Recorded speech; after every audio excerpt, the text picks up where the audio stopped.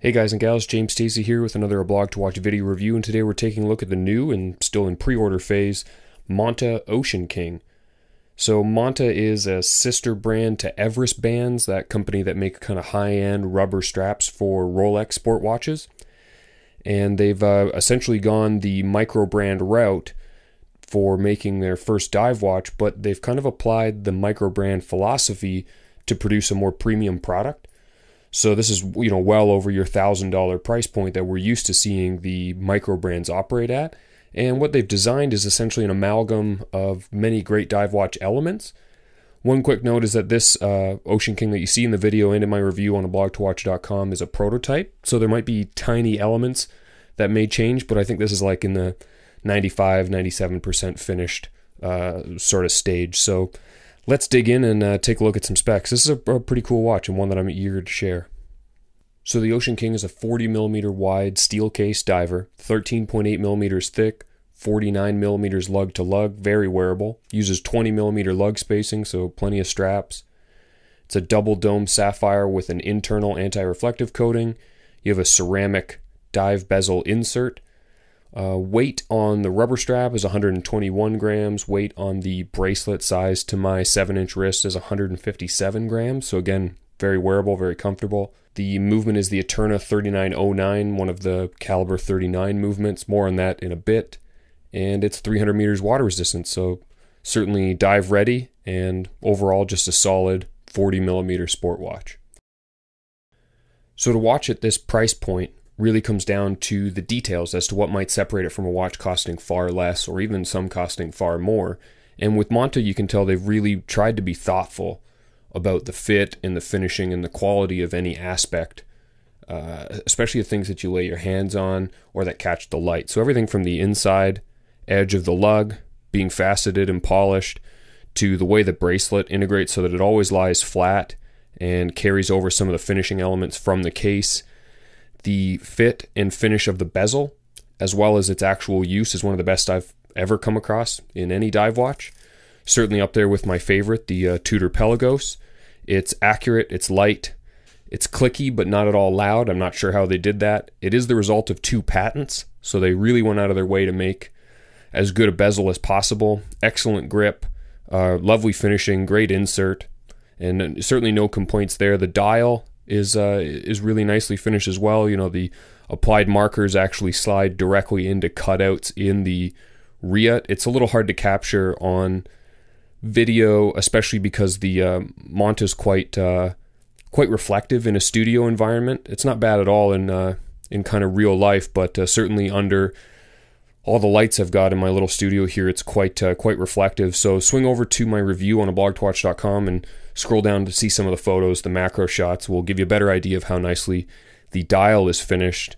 It's a matte finish, but like I said, the rheot has been relief cut for the applied markers. The markers, of course, are loomed. You have a nice date with a window at 6.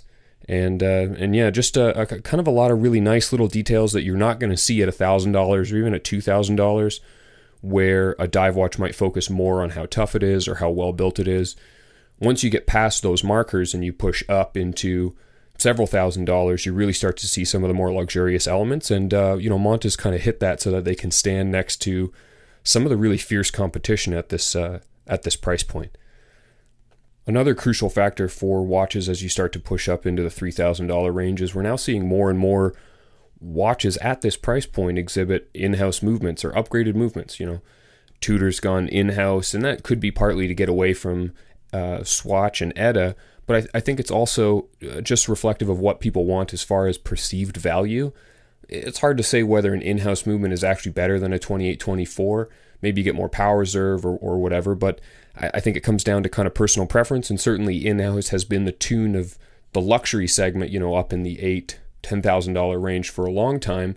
But brands like Tudor and Nomos have kind of brought around some change, where we're starting to see these movements in, less expensive watches. And with the Monta, they've gone with the caliber 39 from Eterna. And with that one, it's a watch movement system that was kind of launched a couple years ago, and we're starting to see it kind of land in more and more watches now. And you're looking at a movement that's perfectly capable of chronometer time. The Ocean King is not COSC certified, but it does keep chronometer time, and it's part of its kind of feature list on their website. And the movement's an automatic 4 hertz movement, and it gives you a 65-hour power reserve. So you get a longer power reserve than with ETA. And when I get to the ending of the review, I'll talk about what they include in their kind of pre-order bonus, and I think you'll get an idea of how much they kind of trust this movement. And certainly Eterna knows what they're doing. It's not their first time at this part of the game, and the 39 appears to be a very solid and workable movement. So a good fit for something like the Ocean King, and at this price point, I believe. You didn't think I'd forget a loom shot, did you? So the Ocean King uses BGW9 Super Luminova, not as bright as C3, but still very effective in its application, especially at the larger markers at 12, 3, and 9. You see they've used more loom. It glows pretty well. You know, it requires good sunlight or even like a purposeful use of a flashlight to really max out like we are in the video here. But in day-to-day use, it's definitely bright enough to be seen in low-light scenarios. One sort of strange element to the loom layout, you'll notice that the Ocean King's bezel is entirely unloomed. It's kind of definitely a weird choice for a dive watch where a loom bezel is pretty standard across the board. The bezel is super clean without the pip, but I'm just so used to seeing that glowing dot on a dive watch, it's weird without it. As you can see on my 7-inch wrist, it's just an absolutely perfect fit. It sits low. The 13.8 millimeter height is really not an issue at all. It just feels great. It has a nice weight to it. Like I said, you're looking at about 157 grams, exactly as you see it here.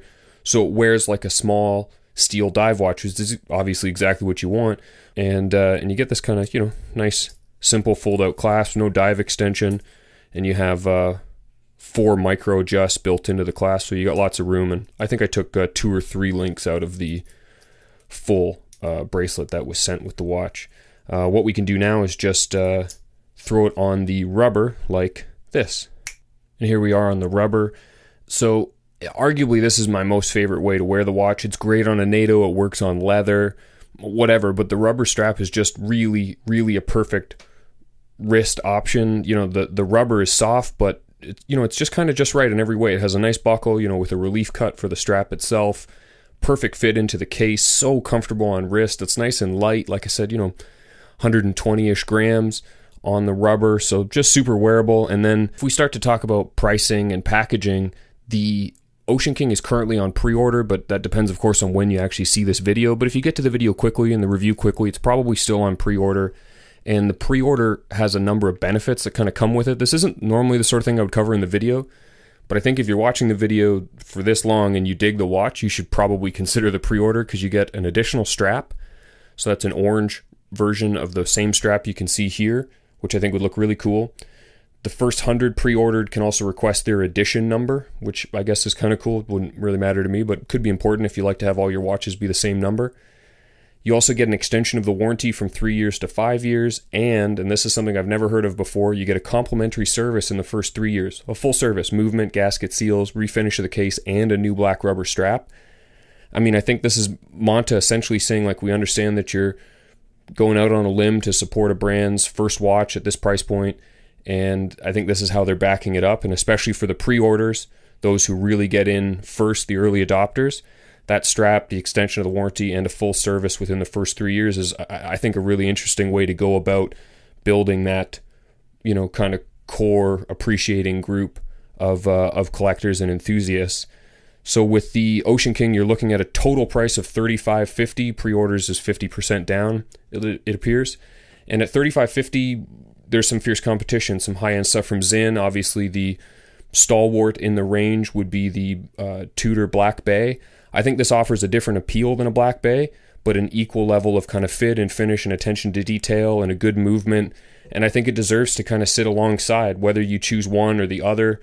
Obviously, you can't get exactly this color scheme in a Black Bay, which could be kind of cool if you want to stick with kind of white metal surrounds and a black dial diver and a black bezel. All in all, I think Monta's succeeded in making a watch that deserves to sit at that price point, and I really hope that they find kind of a loyal following for what I believe to be as a nice and very wearable design in kind of an entry-level luxury dive watch. So for aBlogtoWatch, my name is James Stacey. Thanks so much for watching my review of the Monta Oceanking. And if you want to swing by aBlogtoWatch.com, we got tons of photos and a full write-up if you want even more detail. Thanks a ton for watching.